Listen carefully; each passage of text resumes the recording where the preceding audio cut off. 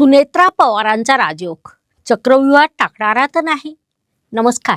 आज आपण राजकारणावर चर्चा करणार नाही, तर आज आपण बोलणार आहोत एका महिलेच्या कर्तृत्वावर, तिच्या निर्णयामागच्या मानसिक ताकदीवर आणि त्या निर्णयामागे दिसणाऱ्या ज्योतिषीय संकेतावर. आपल्या लक्षात आलं असेल, त्या कर्तबगार महिला म्हणजे सुनेत्रा पवार होय.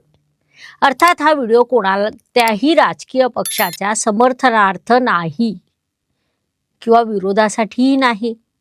हे निखळ ज्योतिषीय आणि मानवी विश्लेषण आहे. त्यामुळे हा व्हिडिओ शेवटपर्यंत पहा. ॲस्ट्रोगुरू डॉक्टर ज्योती जोशी या आमच्या यूट्यूब चॅनलला लाईक, सबस्क्राईब आणि शेअर करा.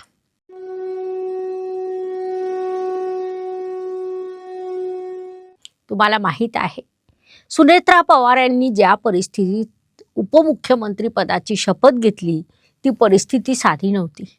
घरात प्रश्न होते, पक्षात वादळ होते, बाहेर संपूर्ण महाराष्ट्र बघत होता.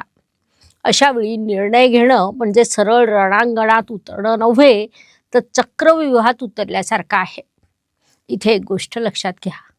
पुरुष निर्णय घेतो तेव्हा ती रणनीती असते, पण स्त्री निर्णय घेते तेव्हा तो संशय बनतो.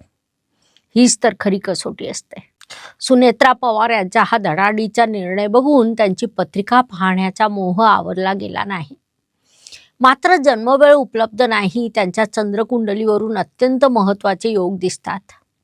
तूळ राशीची त्यांची चंद्रकुंडली आहे. तूळ रास म्हणजे सगळ्यांना सोबत घेऊन चालणारी, समतोल साधणारी आणि संघर्ष टाळणारी रास आहे. पण याच राशीचे लोक नेहमी स्वतःपेक्षा इतरांचा विचार जास्त करतात आणि म्हणूनच ते अनेकदा चक्रव्यूहात अडकतात. सुनेत्रा पवार यांच्या चंद्र राशीत चंद्र, शुक्र आणि रवी एकत्र आहे. रवी नीच असून तो स्वराशीच्या शुक्रामुळे नीचभंग राजयोग तयार करतो. याचा अर्थ संकटाच्या काळात मोठं पद मिळतं. ते सहज नाही, तर संघर्षातून प्राप्त होतं. हा योग सांगतो की त्यांना ही संधी मागून नाही, तर कठीण परिस्थितीत मिळाली. त्यांच्या पत्रिकेतील 5ही ग्रह स्वराशीचे असून दुर्मिळ संयोग घडवणारे आहेत. बुध, शुक्र, मंगळ, शनी आणि गुरु हे 5ही ग्रह स्वराशीचे असणं अत्यंत दुर्मिळ योग आहे. यामुळे अफाट बुद्धिमत्ता, निर्णय क्षमता, संयम आणि गरज पडल्यास कठोरपणा घ्यावा लागतो. ही पत्रिका केवळ भावनेवर चालणारी नाही, तर भावनिक प्रसंगी अत्यंत व्यवहार्य आहे. आणखी महत्त्वाचं म्हणजे राहू आणि केतू उच्च असल्यामुळे भावनिक नात्यामध्ये अडकून न पडता योग्य वेळी अलिप्त निर्णय घेण्याची ताकद निर्माण होते. म्हणजेच काय, तर नातं मनात आणि निर्णय डोक्याने घेण्याची मानसिकता तयार होते. सुनेत्रा पवार यांच्या पत्रिकेत सध्या बुध ग्रहाची महादशा सुरू आहे. बुध म्हणजे बुद्धी, संवाद, रणनीती आणि व्यवस्थापन होय. त्यांचा हा निर्णय अचानक वाटतो, पण तो अंतर्गत तयारीनंतर घेतलेला आहे. या पत्रिकेत इशाराही दिसत आहे. त्यांची ही पत्रिका सांगते, त्यांना कितीही पाठिंबा दिसत असला तरी भाजपकडून मोठा संघर्ष उभा राहू शकतो. हा संघर्ष उघड नाही, तो पडद्यामागचा असेल असं दिसतं. डिसेंबर 2030च्या आसपास त्यांच्या पत्रिकेत महादशा बदलत आहे. या काळात त्यांनी योग्य निर्णय घेतला तर त्या मोठी उंची गाठतील आणि निर्णय चुकला तर मोठी घसरण होऊ शकते. हा काळ त्यांच्यासाठी राजयोग आणि कसोटी योग असा एकत्रित पाहायला मिळत आहे.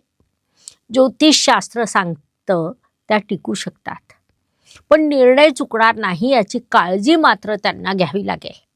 अर्थात त्यांचा हा निर्णय फक्त राजकीय नाही, तो प्रत्येक स्त्रीसाठी आहे जिला असं वाटतं आता खूप उशीर झाला आहे. योग योग्य असेल आणि धैर्य असेल तर वेळ कधीच अडथळा ठरत नाही.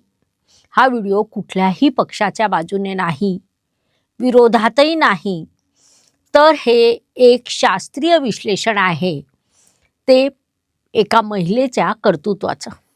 ज्योतिषीय आणि मानवी विश्लेषण देखील म्हणता येईल. आयुष्यात अधिक यश मिळवण्यासाठी आणि अनावश्यक संघर्ष कमी करण्यासाठी जर त्यांनी काही सोपे ज्योतिषीय उपाय स्वीकारले, तर त्यांचं जीवन नक्कीच अधिक सुखद, संतुलित आणि सातत्यपूर्ण यशाच्या दिशेने वाटचाल करणारे होईल. सुनेत्रा पवार यांना मनपूर्वक शुभेच्छा.